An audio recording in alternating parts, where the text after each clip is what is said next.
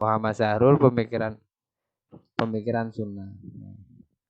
Saya akan memulai dari nadriyatuhu. Nah, pendekatan apa yang digunakan oleh Muhammad Sahrul ketika membaca sesuatu, diantaranya hadis ini. Kalau di kitab Alkitab wal Quran itu beliau bicara tentang tidak ada muradif dalam Al-Quran, seperti Al-Quran, Alkitab. Perbedaan kata dalam Al-Quran berarti perbedaan makna. Nah, itu kalau ini. Nah, tapi di bukunya yang ini termasuk yang saya minta untuk dibaca itu adalah karya beliau yang ke nomor 4 dari beberapa karyanya. Ditulis 1, 2, 3, 4. Itu. Nah, ini yang keempat. Nah, di karyanya yang keempat itu beliau memaparkan tentang pandangannya yang pertama tentang kana, saro, dan soro. Nah, kalau kana ini bentuk aslinya being, saro ini bisa disebut apa itu? Proses. Soro itu terus becoming-nya atau bagaimana itu dalam bahasa Inggrisnya itu. Jadi kana itu bentuk awalnya, saro ini perjalanannya, terus soro ini bentuk akhirnya.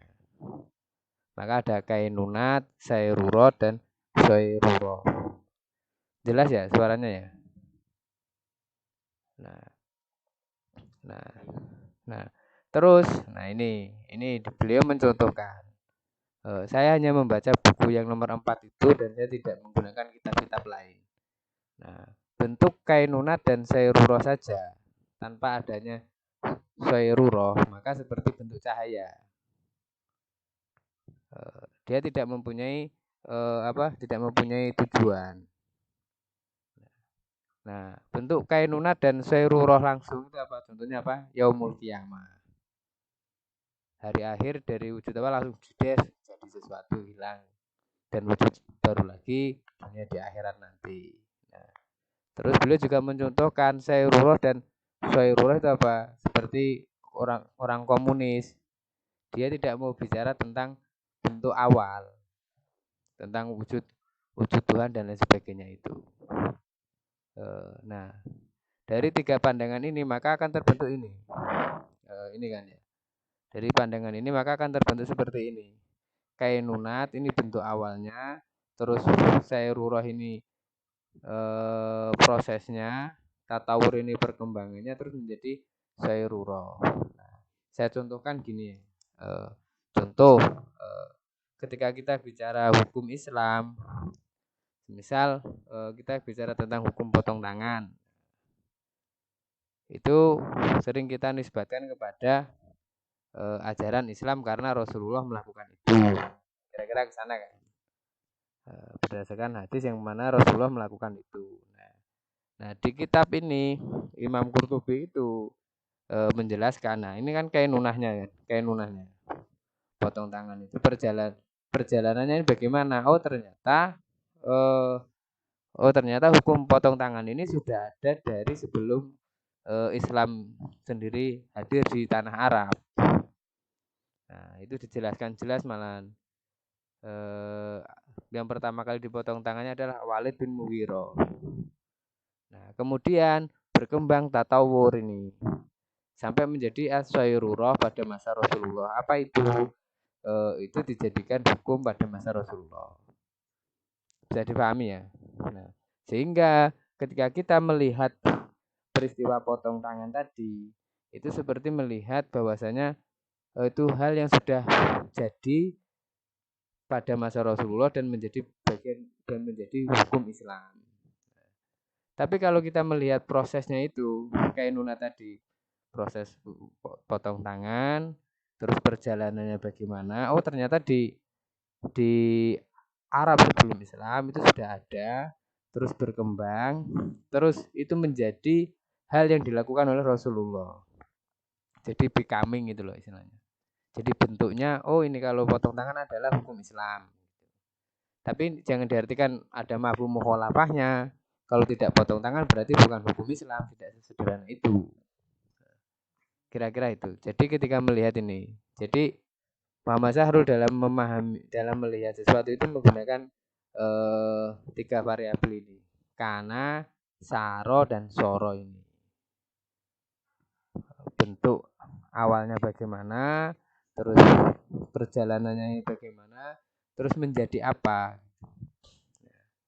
Dalam hal tauhid di bukunya itu beliau juga memaparkan tentang wujud Allah. Wujud Allah dalam wujud aslinya kainunahnya aslinya ya wujud Allah itu sendiri.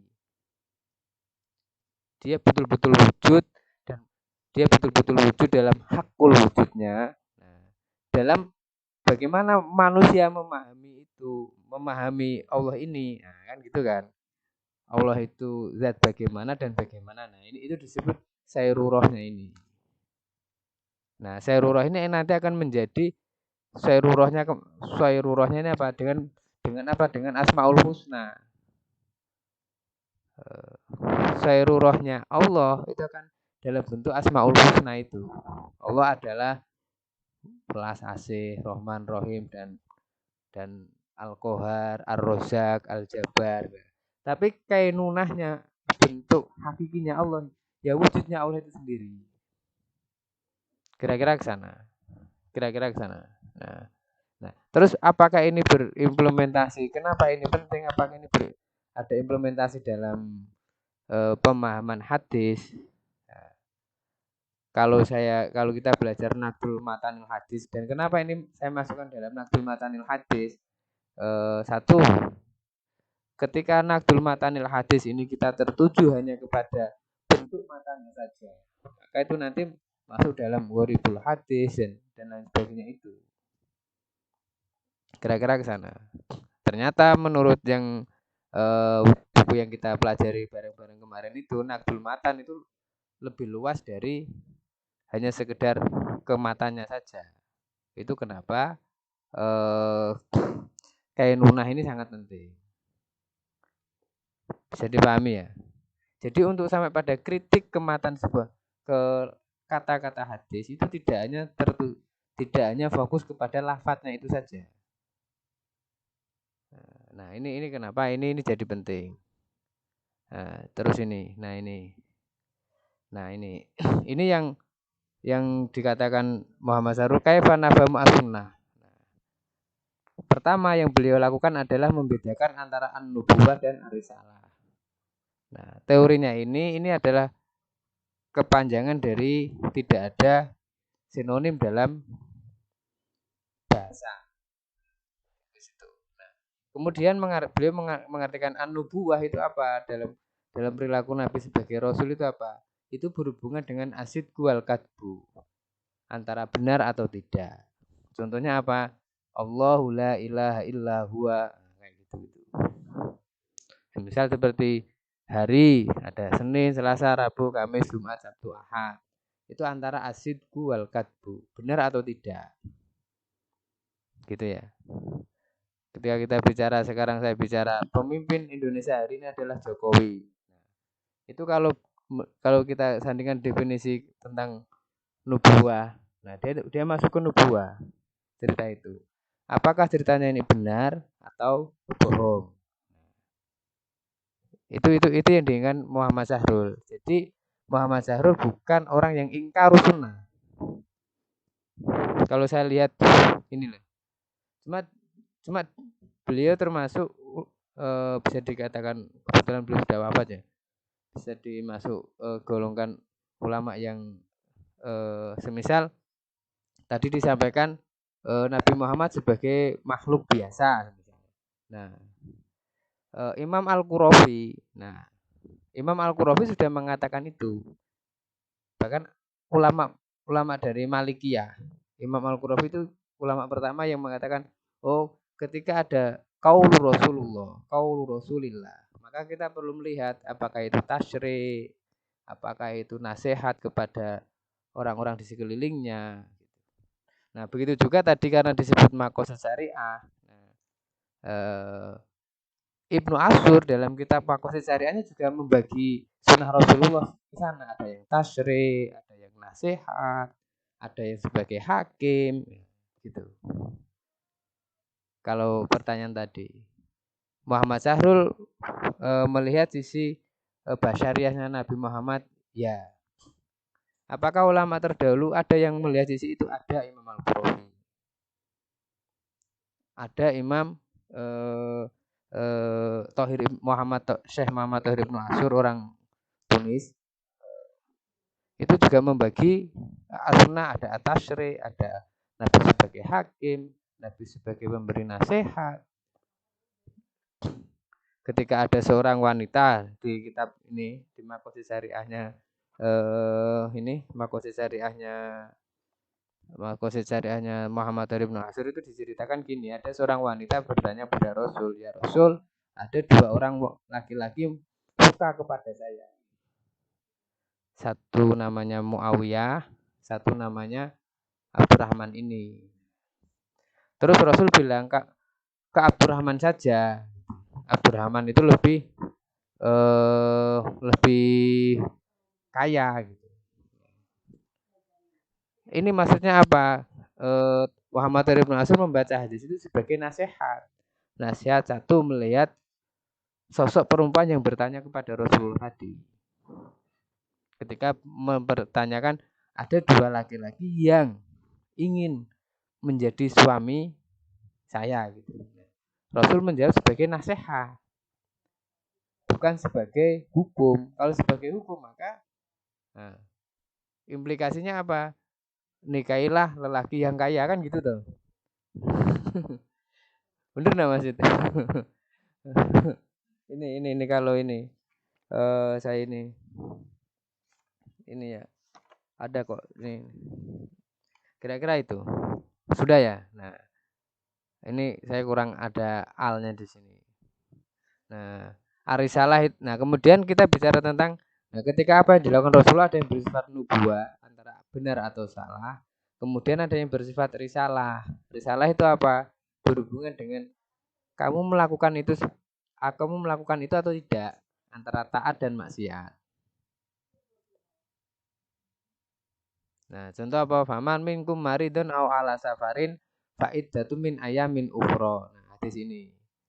Kalau sampean sedang sakit atau dalam perjalanan, maka puasanya diganti. Nah, ini bukan berkaitan antara benar atau tidak. Nah, itu berkaitan antara kamu taat atau tidak terhadap perintah Rasulullah. Kira-kira ke sana.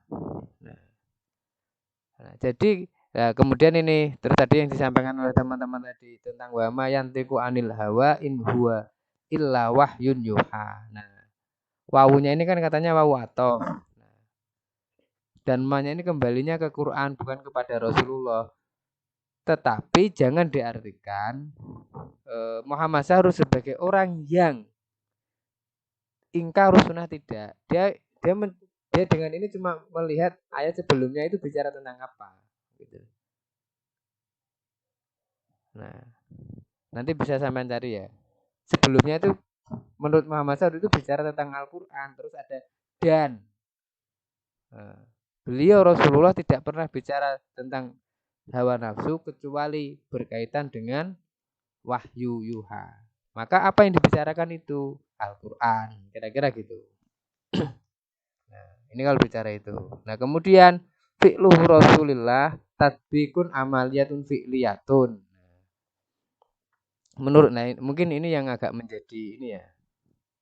Bisa nanti bagian bisa dikritik, bisa apa itu? Bisa kritik atau apa itu.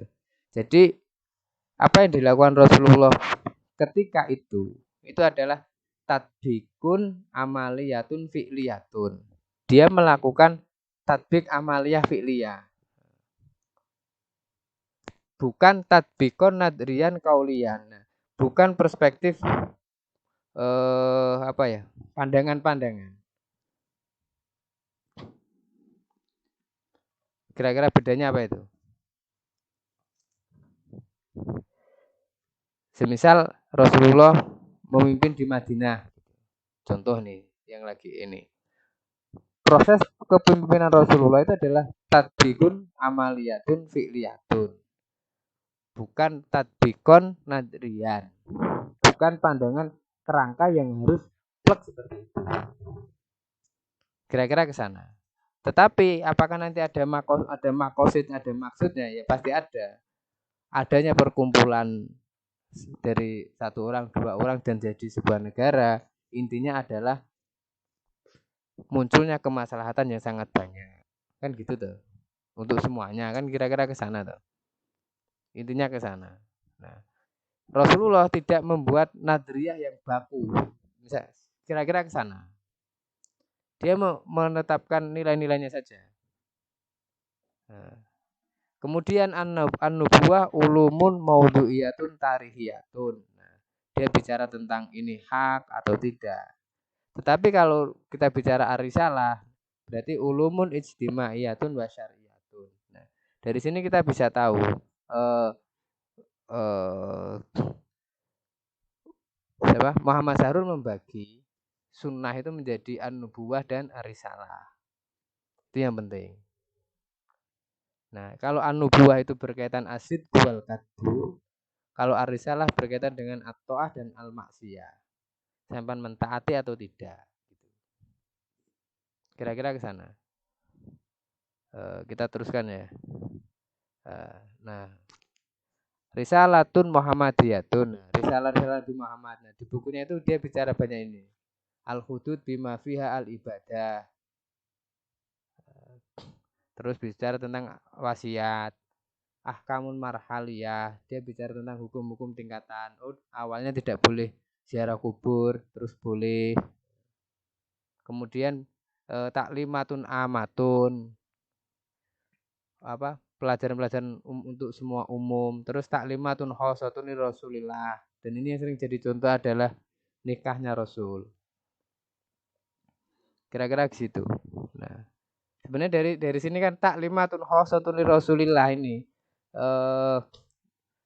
Muhammad Sahrul dia tidak mengkritisi nikahnya Rasulullah yang banyak itu. Istri Rasul yang ada jumlah banyak itu loh. Sudah ya. Nah, kemudian dia membagi risalah ini ada syair. Syiar-syiar itu seperti iman, sholat, zakat. Nah, di situ juga ditulis wa aqimus sholata wa atuz zakata wa atiur rasula la'allakum turhamun. Nah, ini. Kemudian ada al-akhlak di sini. Ada al-akhlak. Apa itu? Di antaranya berbuat baik pada orang tua dan bla bla itu. Dan lain sebagainya itu. Nah, maka ketika ada kalimat wabil walidaini ihsana, itu adalah risalah. Maksudnya apa? Menurut Muhammad Sahrul itu antara sampean mau taat menjalankan itu atau sampean maksiat tidak menjalankan itu. Nah, itu disebut risalah. Kemudian ayat tasyri'. Nah, ini maka Muhammadun aba ahadin min rijalikum walakin Rasulullah. Nah, kira-kira ke sana itu. Nah, kemudian ini yang mungkin agak baru ya. Beliau membagi sunnah menjadi ta'atun mutasilatun. Nah, ta'ah mutasilah itu apa? Yang mana ketaatannya itu sampai kita hari ini. Seperti sholat, puasa, haji, dan sebagainya itu. Kemudian ada ta'atun munfasilatun. Ta'ah yang munfasilah. Biasanya kalau yang ta'ah mutasilah ini wa atiullah wa atiur rasul, kayak gitu. Terus ada ta'ah munfasilah yang mana ada ketaatan yang dilakukan oleh sahabat hanya pada masa Rasulullah saja. Di bukunya di Nadriyah Makosid punyanya Ibnu Asyur itu ada salah satu ketika Rasulullah bilang ke seorang perempuan ini berkaitan dengan nikah juga. Rasul meminta si perempuan itu untuk menikahi seorang laki-laki. Hakikatnya si perempuan ini tidak begitu tertarik dengan laki-laki itu. Nah, si perempuan ini langsung bertanya kepada Rasulullah, apakah ini perintah atau nasihat? Nah, gitu. Nah, itu disebut ta'ah al-munfasilah. Ta'atun munfasilatun. Nah, ini kalau bicara kritik ya, Ibnu Asyur Muhammad Syahrul tidak begitu menjelaskan teorinya bagaimana membedakan ta'ah munfasilah dan ta'ah mutasilah. Ini kalau saya diminta, kalau tadi ditanya, saya tidak bicara sisi negatif atau lain sebagainya. Ketika saya membaca di bukunya yang nomor 4 ini, Nahwa ini, nah itu Muhammad Syahrul tidak begitu jelas menjelaskan kriteria yang to'ah munfasirah itu bagaimana. Kemudian ada sunnah ahadits soal ghaibiyat, hadis-hadis yang bersifat menceritakan hal yang gaib. Dicontohkan yang hadis sataf tariku umati di bukunya itu. Kira-kira ke sana. Kejadian-kejadian yang akan datang, terus kejadian Gulibati Rum itu juga dicontohkan. Nah kemudian Muhammad Syahrul menjelaskan ketika banyak orang menggunakan wama atakum rasulu fahuduhu wa manahakum anu fantahu. Nah ini kan. Nah, halo, jelas ya? Nah, dengan hadis ini kan sebenarnya ini sering digunakan untuk dasar bahwasanya apapun yang ada dalam hadis maka kita wajib mengambilnya dan menggunakan dalil ini, wama atakum ar-rasul fahuduhu wa manahakum anu fantahu. Nah, ini Muhammad Syahrul melakukan kritik, bukan kritik tidak percaya dengan hadis, tapi dia menjelaskan asbabun nuzulnya saja. Loh, hadis di atas ini bicara tentang al-fa'. Al-fa' itu apa? Harta rampasan yang didapat bukan sebab perang, tapi disebabkan karena ngalah. Dia sebelum diserang sudah menyerah, lah itu disebut al-fa'. Harta rampasan yang didapatkan bukan karena sebuah peperangan. Itu. Nah, ketika dia ini dia ketika wama atakum rasulu fahudu wa manahakum anu fantahu, dia menyebutkan itu bersifat dengan al-fa' tadi. Kemudian Muhammad Syahrul juga sangat menjelaskan bahwasanya maksum Rasulullah itu ada dua hal. Satu, Rasulullah tidak pernah salah ketika menyampaikan risalah Allah. Nah, itu kan. Kemudian apa? Rasulullah tidak pernah terjebak atau melakukan sebuah kemaksiatan. Jadi maksumnya Rasulullah ada di situ. Kira-kira ke sana. Nah, terus yang terakhir, nah, dia menyebutkan, nah ini yang akan jadi pertanyaan. Apakah halal-halalnya Rasulullah saat itu berjalan sampai kepada hari kiamat? Apakah haram yang diharamkan oleh Rasulullah itu bisa terjadi sampai hari kiamat? Nah, maka di sini Muhammad Syahrul menjelaskan ada beberapa golongan. Nah, yang al-qismu al-awal di kitabnya itu dijelaskan bahwasanya kainunat ini bentuk awal, terus perjalanannya, terus sampai kepada sayrurah bentuk aslinya. Pada golongan yang pertama ini dia akan mengatakan bahwasanya apa yang sudah diharamkan oleh Rasulullah maka itu adalah haram selamanya. Nah, ini golongan yang pertama. Kemudian beliau juga menyebutkan golongan yang kedua itu apa? Kaum liberal. Kaum liberal kainunatnya ini tidak begitu diinikan. Terus beliau juga menyebutkan kaum suyu'i, kaum siapa itu? Komunis. Bagaimana dia memahami hal-hal itu? Dia tidak bicara tentang kainunat, langsung sayrurah dan sayrurah. Kalau saya melihat sisi positifnya di bukunya Muhammad Syahrul ini tentang hadis, dan mungkin nanti bisa didalami menjadi skripsi atau lain sebagainya itu. Ini Pak Amrullah juga menulis tentang ini kayaknya, sudah menulis tentang ini di jurnal-jurnal itu. Nah, kalau bicara tentang ini maka apa? Muhammad Syahrul ingin berusaha adalah jangan sampai apa yang sudah, karena kita adalah manusia yang berkembang, berbentuk dan terus berkembang, maka jangan sampai sayrurah hukum yang sudah ada pada masa Rasulullah itu menjadi hukum baku yang tidak bisa didekati dengan pendekatan keilmuan yang lain. Kira-kira ke sana. Poin-poinnya ke sana. Nah, maka sebenarnya tadi kalau kalau dicontohkan hadis-hadisnya akan menarik. Bagaimana tentang waris? Beliau memahami hadisnya bagaimana? Terus sebab beliau cara memahaminya seperti itu bagaimana? Kira-kira mungkin itu akan lebih menarik. Sudah ya? Ada pertanyaan?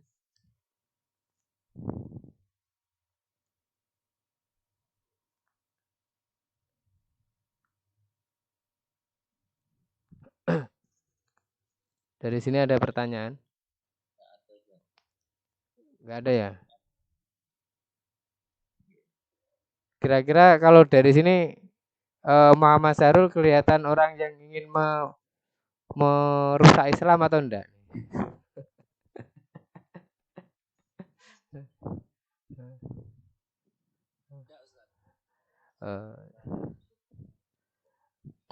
Saya bukan posisi menguatkan Muhammad Sahrul atau apa enggak. Mungkin bisa menjadi penelitian lebih mendalam lagi. Kalau bisa, kalau menulis, kalau ketika menulis sebuah penelitian atau karya ilmiah itu jangan langsung menghukumi. Kita paparkan ide-idenya apa, ininya apa, ininya apa, ininya apa. Nah, terus di akhir kalau sampai memang harus mengkritisi Muhammad Sahrul semisal mengkritisi penulis itu di akhir. Beliau dalam penulisannya idenya seperti ini, bla bla bla bla bla bla. Dan posisi ini bertentangan dengan kaidah A, B, C, D ini. Kaidah ini menghasilkan ini, teorinya ini akan menghasilkan ini. Kira-kira ke sana. Jadi kalau saya membaca Muhammad Sahrul itu ingin mencoba apa? Jangan sampai apa yang sudah ada pada zaman Rasulullah yang saat itu berkembang ketika di Mekah dan di Madinah itu mempunyai perkembangan yang berbeda, itu jangan sampai menjadi sesuatu yang baku dan kembali kepada masa itu. Nah, bahasanya Muhammad Sahrul kan ini. Apa yang dilakukan oleh Rasulullah adalah al-mir'ah as-sadiqah al-ula li fahmi al-Islam. Jadi untuk memahami Islam, apa yang sudah ada pada zaman dulu itu seperti cermin. Nah, cermin pertama gitu. Jadi kira-kira ke sana. Ada pertanyaan?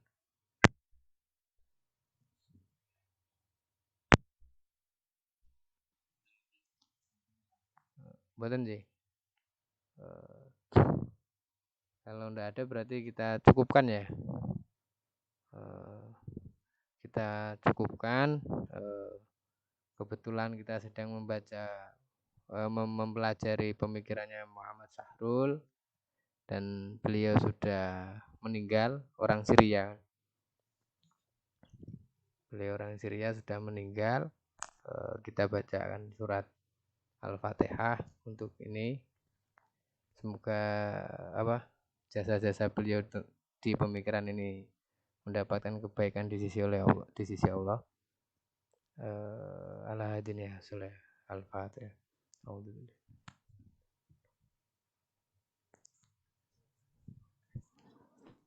Terima kasih. Assalamualaikum warahmatullahi wabarakatuh.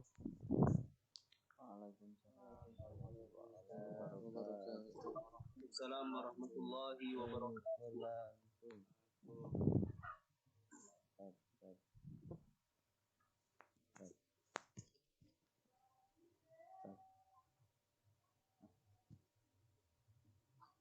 Ini langsung ke yang perempuan ya?